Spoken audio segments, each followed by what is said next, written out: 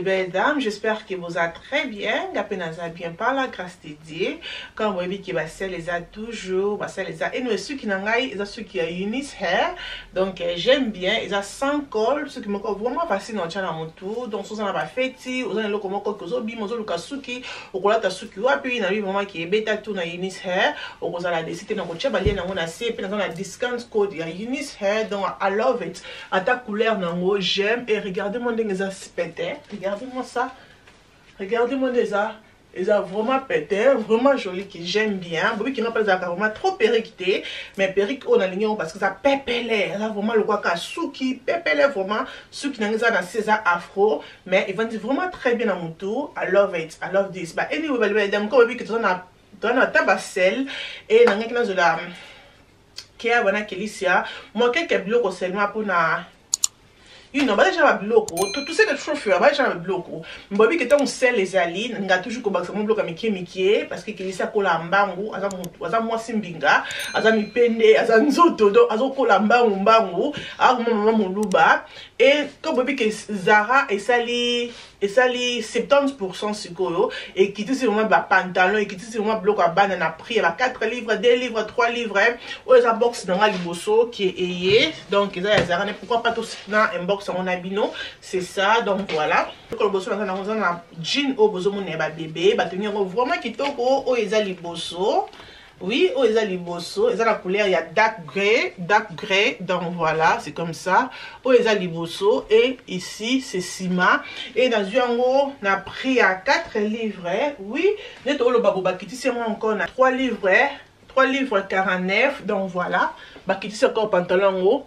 Na 3 livres 49 mais là qui en haut na 4 livres quelques donc on a souvent qui en haut ils ont 4 livres quelques et où tu n'as pris à 12 livres bah, les belles dames pantalon habitué à jean ils ont slim fit jean de bozomuna et dans ce plein na ba détail nango et na scène nango wana et à le quoi ya ko fungwama et à le quoi ya ko kata il va dire vraiment qu'elle est très bien à bassin âge à 3 ans il va dire vraiment très bien ce qu'on a en bas na miki na linga ming air za comme à côté 70% ils allaient bien parce qu'ils bloquent vraiment kitaka dans la vie oh pour na Félicia et na vie pantalon ils ont le quoi collant donc pantalon là c'est carré à marron comme ça j'aime bien couleur donc voilà ils ont des détails comme bozomona ils ont la moi kokata na c'est on a vraiment simple élastique ici vraiment simple dans on a taille il y a 3 ans taille 3 j'ai occupé Kélicia très bien et où me l'été parce que Kélicia dans la mon taba bassin mon taba pende mon taba bassin où me l'été ça pour l'année après tiki mais ça va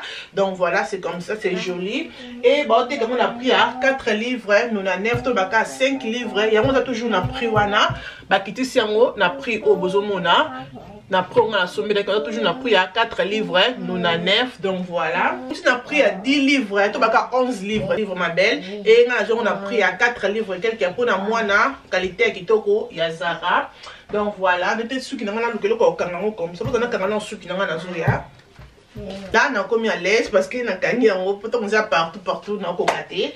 Donc voilà, et là on a dans la qui a pantalon oyo ya cuir comme vous avez faux cuir oyo j'aime bien donc pantalon à mikolo oui que cuir ça la toujours na fashion cuir ici la raté cuir ça la seko na seko donc cuir ça le quoi jean bon oui bah les jeans na cuir bah si la raté génération à génération donc voilà la jolie cuir au besoin comme ça. Donc coquille qui est très bien parce qu'ils ont la taille à 6 ans 7 ans. Prix normal, ils ont pris à 23 livres. Et nous avons la selle. On a pris à 7 livres 79 pi. Donc voilà. Ils ont pris à 7 livres 79 pi. Qui a les kilotes comme ça. Alors, oui, les kilotes, c'est vraiment cute. Kilotes, c'est comme ça. Attends pour la été, attends pour la siko akola tango, c'est vraiment puis dans la taille à 6 ans et qui est vraiment bien lingaming ba jean na ban ya Zara. Qui a la problème parce que ça moi na za qui a mis OK. Pour siko vraiment pantalon et vendre bien et vendre na nzoto na ki mis wana bien le quoi maman na e. Il faut la pantalon Zara. Soit la pantalon Zara, et vend à Kiara très bien même dans le quête, même dans le bas, c'est pas que vend qui toko. Mais bah chaque mission soit pantalon, le bango, il vend à Roma Kiara bien té, n'a c'est plein on a une amie, ceux qui sait les gens comme ça, dans une amie qui consomme la Kiara, bah pantalon à Zara déjà, parce que n'a vu qu'il n'a pas été, bon là ton ming n'a pas body, crop top et tout. Il y a Zara vraiment vraiment très bien. Sur la zone qui est dans le magasin sous na âge à 6 ans que qui avate mais le quoi la zone on a oui kilote na biso ya pembe payé na cause le paye ya pembe pour la kilote à pembe té. Ya pembe nango c'est comme ça. Alors qu'il y a pembe beaucoup za la bien na été hein. Na été bona li papa na sandal on a na qui a bleu, c'est ça. Bah même kilote oyo eza encore na oyo eza na sel te même modèle à kilote mais on a pris à 15 livres mais oh le côté na sel bah tiens on a sel je sais pas pourquoi. Donc, et là, comme nous serons dans la box, on a qui a la ceinture. Alors, qui est mon passé bien la ceinture, bah, il faut ça dans la ceinture. Alors, mon colo est, année, ok, quand ça 7 ans. Donc, il y a comme mon colo, ok, dans la qui est ceinture. C'est comme ça. Et voilà, qui est vraiment qui toko à ces pays, dans ceinture à cuir. Ça s'appelle qui n'a libendé dans argent. Ceinture, on a pris à 1 livre 59 pi. 1 livre 59 pi et on a pris à 8 livres. C'est ça, ceinture nazui. C'est ça. Donc, et Sili, et ça sous-souté. Nous avons pris à 1 livre quelque peu. Et Van dit qu'il y a très bien. Quand on a su que Kia va dans le quête mon qui est. Alors, on a mis, mais ceinture et coquille. Et Van dit vraiment très bien. Ça, tu vois, même la culotte, c'est l'exibino. Et ça, là, vraiment joli. Et ça, le comme la ceinture à Micolo. J'aime bien. Dans ce là, qui a les écharpe. Écharpe ou la couleur comme ça que j'aime aussi ça vraiment couleur moi on a battant oyo vraiment kitoko j'aime bien même mon couleur pour coser l'ango regardez-moi ça mais bah check on a âge il y a 6 ans à 14 ans écharpe na biso oh là on a pris à 3 livres 19 puis et où tu as pris à 16 livres donc tu as hier où tu as pris à 16 livres et là on a pris à 3 livres 19 puis bah les belles dames regardez-moi ça nga linga air Zara à 70% parce que là vraiment le quoi ça te fait kende ça top ou là qui Kelicia c'est vraiment simple ne battant autour ça comme ça on a taille il y a 2 ans oui et ils ont bien dans ça quoi très comme vous wana. Et prix normal, les qui n'a pris à 12 livres. Et là, on a sel, 4 livres 79 pi. Il y a 4 livres 79 pi. Couleur au bazar n'a sauté. Mais bazar n'a couleur au ya pink bozomona. Na 4 livres 79 pi. Asuka on a zoaki na Zara. Et ça jeep oyo na zu comme ça. Net pour mon engagé na jeep oyo. Bojo pour mon engagé on a vidéo na salaka buna. La ta jeep oyo non tiens quelque part pour mon na sous na postant déjà. Jeep oyo na zo on a full price na salaki comme câblement na zo ça que passer ah là vous m'assirez si je garde dans un sac qui a pris à 29 livres 29 livres, tu as 30 livres, 29 livres, quelques 30 livres. Et le coup, là, tu as la vidéo, là, ça y a 4 on a c'est pas là qu'on peut le condamner, ça là, quand même, on a sel, parce que nous avons vraiment. Si on parle de ça, si on regarde le côté, on n'a pas regardé. Si on a vraiment si on regarde, voilà, tout ça, on a pris, ma tasse, on a regardé. Mais j'ai pas là qui on m'a sirté dans un sac en haut. Et là, la sel, la monique qui dit, j'ai pas l'habitude, c'est comme ça. J'ai pas l'habitude, c'est comme ça.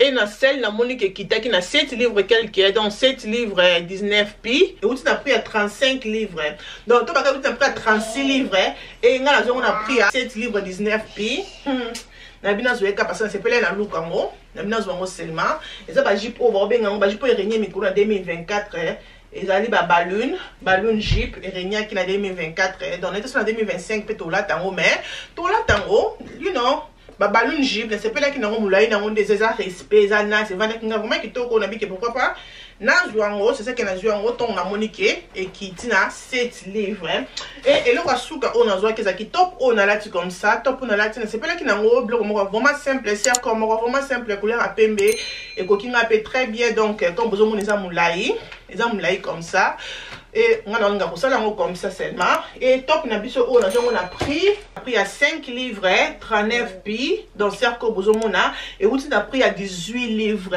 dans Zara comme ça c'est top donc on a couleur à pembe donc parce que c'est pas qu'il a couleur oyo mais taille nangeza quitté j'aime aussi mais la monique taille nanga lokola ezongi oui on a la taille S mais ça on a taille M tout pour na awa liboso ezalanga trop comme et sali comme ça Donc voilà, bah les d'un bloc on a que la sabino, on a la zui en gros, on a la box musuzo ya parce que on a l'ingaming pour ça la basel la tama suka boé, tama suka boé za la dia parce que Zara a tout ça la keblo on y surtout faut kende, na prix encore vraiment assez comme si nous ba pantalon on a zui, ya bana, na prix à 3 livres, 4 livres, on a ba même pantalon mais tellement encore, bah ça c'est même la prix autre chose bah qui n'a prix à 15 livres, 18 livres, ma belle.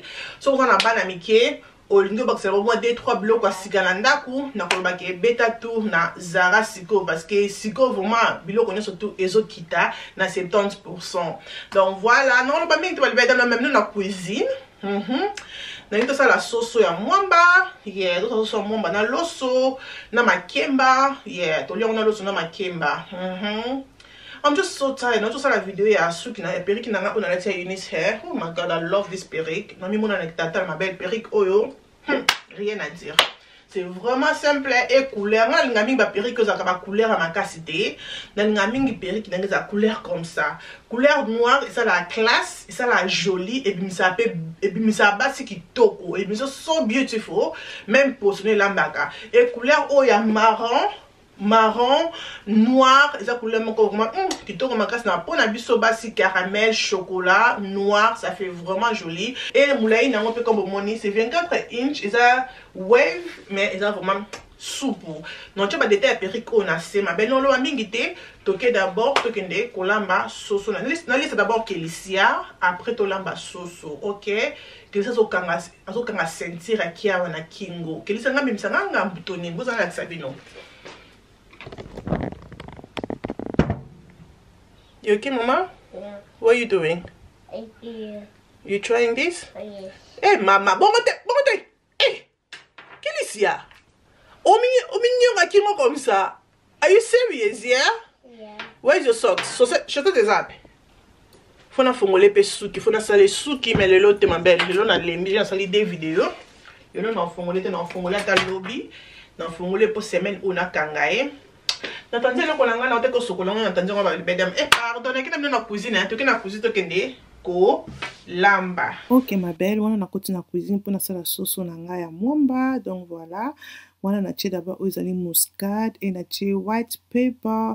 Déjà sauce na nga na sokoli pe na kati yango normal parce que na linga sauce o ya makasi ya mwamba na kati yango minene te na kati yango moyenne comme bomoni et na acheté black pepper, na acheté paprika et na acheté persil comme bomoni et na acheté elengi na nga ya bouillon ya sauce etikala kinga ndambu na changu nyonso po pisonka ka elengi ya sauce et na acheté feuille après na acheté ndembi ndambu na acheté litungulu na nga ya rouge na katikati ndambu et na ko râper o ezali ai et na ko râper pe o ezali tangawisi ya fraîche. Donc voilà, donc bloc on a zotia pour que na tokisela ngo soso parce que soso na to tokisa ngo kaka na maite il faut que chango be épices pour tant zo tokisa soso na yo be épices na yo ekota tina kata mikuwa. Donc voilà, prendre na ko cha o ezali cube magie et na tie o ezali mungwa.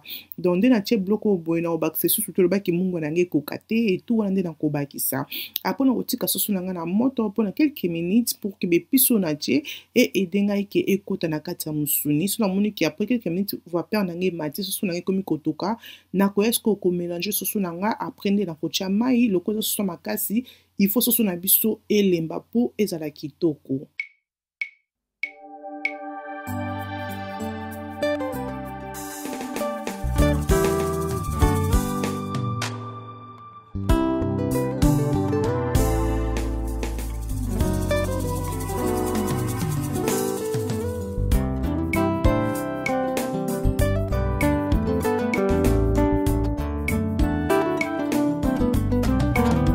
Ngai moko na mona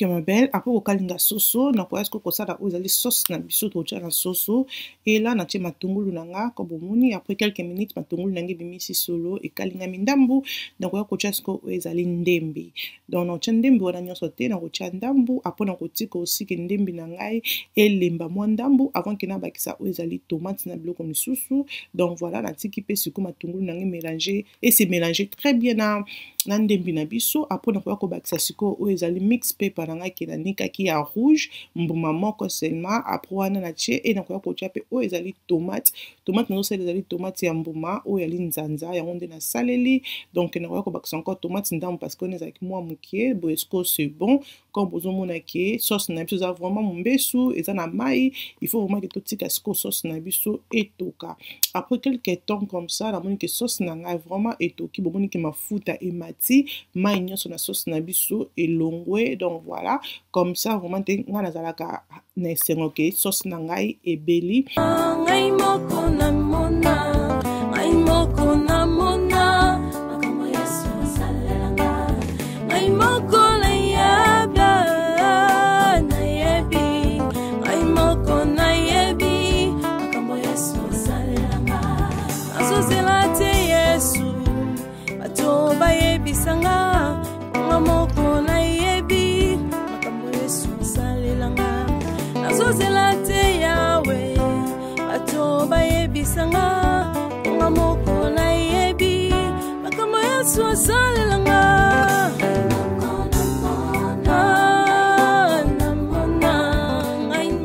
nabakisi mai na poulet nanga e nakoya kotia sikoyo oyo ezali mayebo nakosalela mayebo nanga pembe na sokolaki yango e na kati yango deux fois comme bomoni nalingaka vraiment mayebo ezala yango bomoni ke natia mayebo ebele mpo nga alingaka vraiment mayebo to naolia susu naolia mpe na mayebo nalingaka bongo après wana naye kotia sikoyo oyo ezali mwamba donc tia mwamba na quantité oyo olingaka ke sauce na yo ezala ok donc après wana nakotia mwamba na kofinika nakotika sikoyo nzungu na ngai etoka donc voilà après quelques temps bomoni nde nzungu na biso vraiment ezotoka donc na baloli yango te mpo na biso te ke mwamba ezika na se nana naposa ke mai ekita avant ke nabalola soso na ngai donc voilà après na kosukola siko loso ko na seno ki na kolia poulet na biso ya mwamba to kolia yango na loso donc na nettoyer loso na nga vraiment très bien après na koya kocha o ezali coconut milk o ezaka vraiment bien même na kolambela loso même na kolambela ba steak ezaka vraiment kitoko donc voilà mais l'autre aussi lango loso donc voilà après na chi coconut milk na nga kombo moni e na kobakisa mai na kocha mai ebele te pendant na posa ke loso na nga ezala poto te na psa loso na nga moko donc namoni ke mai ekoki te e nakotia encore mai mosusu po namona ke loso nanga elemba bien donc namoni ke boye c'est bon mai nange ekoki na tie huile mokie e na kotia o ezali coconut oyo ngai moko na mona makambo Yesu asalelanga ngai moko na yaba na yebi ngai moko na yebi makambo Yesu asalelanga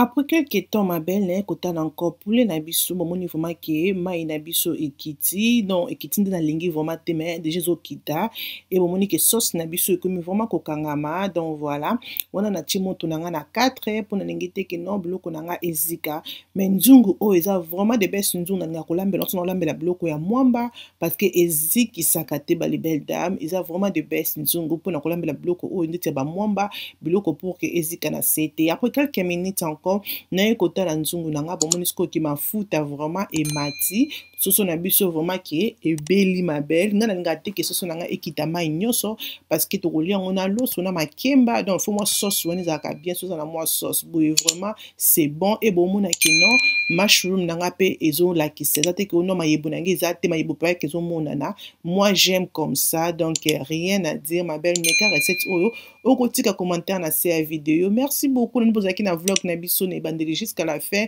j'espère que vlog oyo c'est plaisir bino ko bosana te ko zala abonner ko aimer ko partager vidéo et ko salanga bien makasi nzambe azala na biso bisous bye